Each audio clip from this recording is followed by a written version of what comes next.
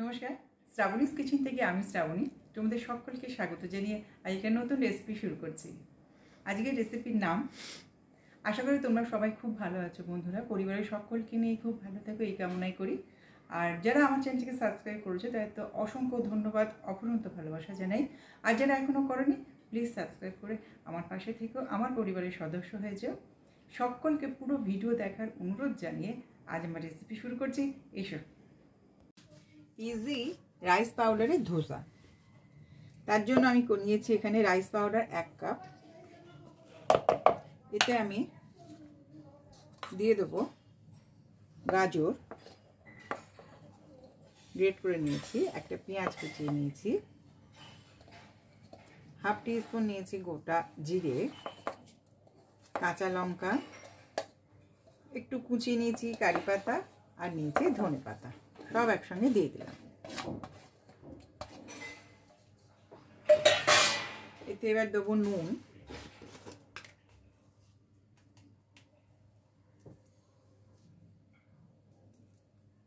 এক চামচ ভরে নিলাম নুন।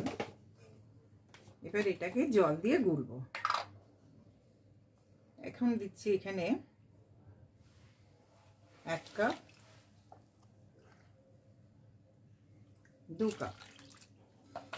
এখন 2 কাপ জল দিয়ে এটাকে আমি গুলে রাখছি। যদি জল লাগে, যদি আমি জল দিই তাহলে অবশ্যই তোমাদের আমি এতে বলে দেবো। এটাকে এখন আমি মিনিট 15 এইভাবে রেখে দেব।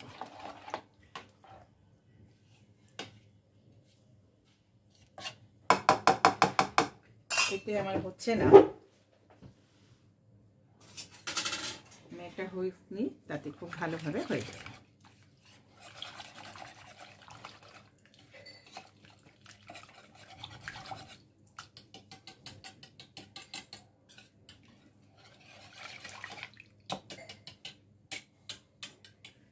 এটা এখন মিনিট 15 চাপা দিয়ে রেখে দিলাম। এর সঙ্গে করব একটা চাটনি। এখানে নিয়েছি 4 কোয়া রসুন, একটা কাঁচা লঙ্কা ভেঙে নিয়েছি, আর এখানে রোস্ট করে নিয়েছি 2 চামচ তিল, সাদা তিল, আর 2 চামচ চিনে বাদাম। এটাকে হালকা রোস্ট করে নিয়েছি।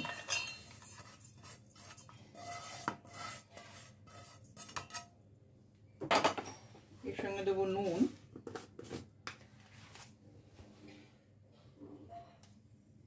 হাফ টিস্পুন নুন দিয়ে এটাকে আমি একটা পেস্ট করে নিয়ে আসছি। তারপর তোমাদেরকে বলবো আর কি কি দিলাম।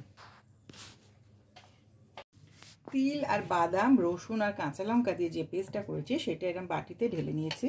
এখন গ্যাস অন করে এই প্যানে 1 চামচ দিয়েছি সর্ষের তেল, একটা শুকনো লঙ্কা, এটা ফোড়ন দেবো। আর দিচ্ছি খুবই সামান্য 1/8 স্পুন হচ্ছে হিং, আর দেবো 1/4 টিস্পুন কালো সর্ষে।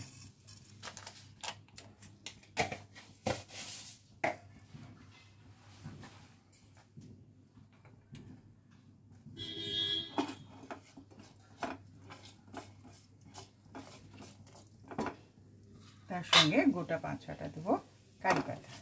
আমার এখানে 4টে হয়েছে, তোমাদের কাছে কারি পাতা থাকলে দিয়ে দেবো। এটা ফোড়ন দিলাম।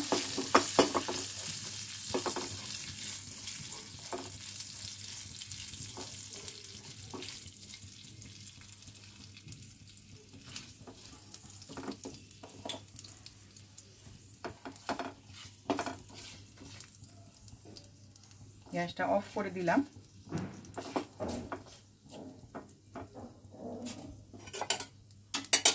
আচ্ছা, গ্যাসটা অফ করবো না, আমি সেখানে ধোসাটা ভাজবে বলে এই প্যান বসিয়ে দিলাম। এটাকে গরম করতে হবে আমাকে।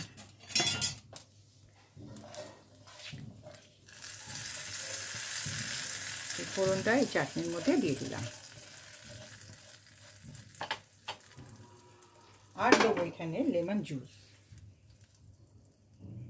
কয়েক ফোঁটা লেমন জুস। খুব টেস্টি এই চাটনিটা। এটা আমার হয়ে গেছে। এবার আমি ধোসাগুলো করব। আমার 15 মিনিট হয়ে গেছে। আমি একটু চেক করে নেবো যে আর জল দিতে হবে কিনা। হ্যাঁ, চালের গুঁড়ি তো নিচে বসে গেছে, আর একটু জল দিতে হবে আমাকে। এখানে আরেকটা জিনিস দেওয়া হয়নি, গোলমরিচ 1/4 টিস্পুন গোলমরিচের গুঁড়ো আমি এখানে দিয়ে দিলাম।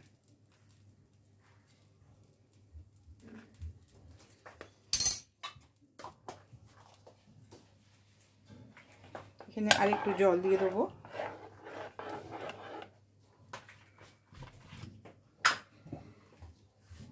এটা একটু পাতলাই হবে, আর 1/2 কাপ জল আমি মিশিয়ে দিলাম।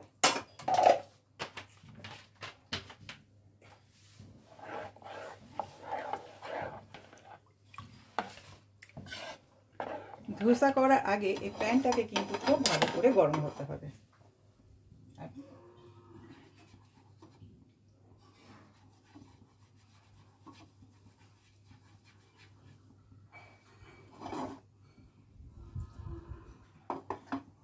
সামান্য তেল দিয়ে গ্রিস করে দিলাম।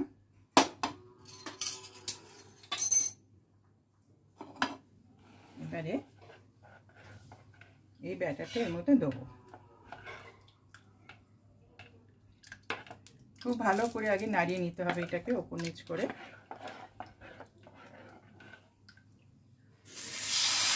সাইড দিয়ে দিয়ে দিতে হবে।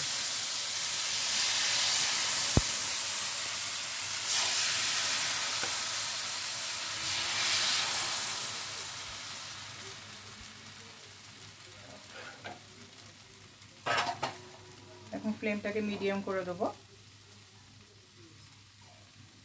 5 মিনিট হবে, তারপর আমি তোমাদের দেখাবো এরকমভাবেই হোক। ওপরটা ড্রাই হয়ে যাওয়ার পর আমি একটুখানি তেল ছড়িয়ে দিয়েছি। এবার আমি আস্তে আস্তে এটাকে তুলে নেব। এটা কিন্তু একটু সময় দিয়ে করতে হবে, নাহলে এই ক্রিস্পিটা আসবে না।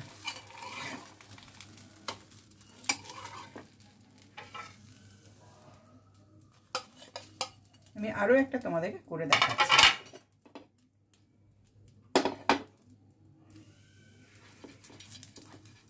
একটু অয়েল লাগিয়ে দিলাম।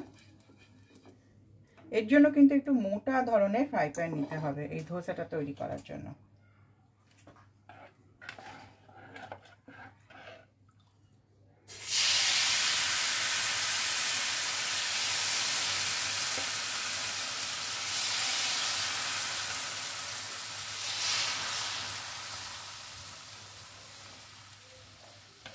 এটাও ঠিক এরকমভাবে 5 মিনিট হবে। তারপরে আমি সামান্য তেল দিয়ে দেবো, দিয়ে তারপরে ওটাকে উল্টোবো। এখন মিডিয়াম রেখে দিয়েছি, মিডিয়ামে রেখে দিয়েছি ফ্লেমটাকে।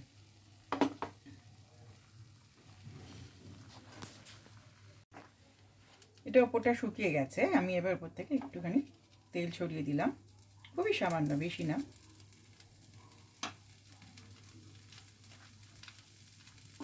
এবারে এইটাকে ভাঁজ করে নেব। তোমরা কেউ যদি চাও তাহলে এ পাশটাও করতে পারো, এরকমভাবে উল্টে দেবে।